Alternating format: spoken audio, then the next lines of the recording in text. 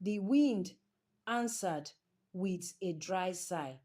No boat came, but the moonlight caught the rim of the clay ram's eye and made it seem to blink. Nneka did not sleep. At dawn, she set out for the hill where the Thunder God's greatest shrine stood, an outcrop of stone that thrust toward the sky like a spear.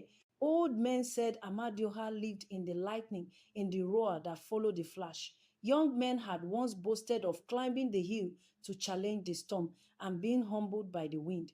Few women dared the upward path. Nneka climbed anyway. The path was thin and treacherous, lined with jagged stones and brambles that dragged at her skirts. Bears cried below and above, but she kept her pace. At the halfway ledge, she met a band of traders who had come from a far town. They laughed at the sight of a girl on the sacred path. They offered jokes, their laughter glinting like the river in the low season. It caught at her, but she did not turn back. Nneka set the kola nut upon a stone altar and cracked it open, cutting her palm with a small knife to sprinkle a drop of her blood. It was not a grand offering, she knew, but it was honest. Amadioha, she called out. I am Nneka of Umuaji. There is a wrong among us. The priest says the only way is blood of the young. If that is true, then justice must be cruel. If that is false, then it is wrong for a man to hide behind a god and take what he wants. Come yourself, if you must, and judge us. The clouds rolled, slow as a drum. Then thunder replied low.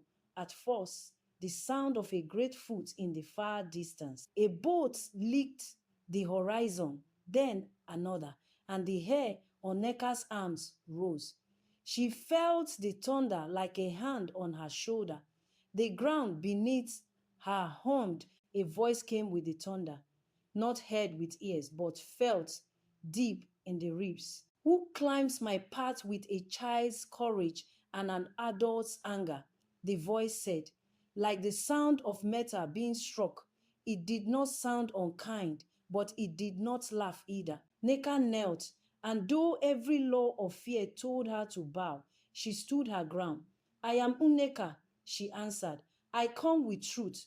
There is a man who calls himself my priest. He asks that my brother be taken so that the sky will cry.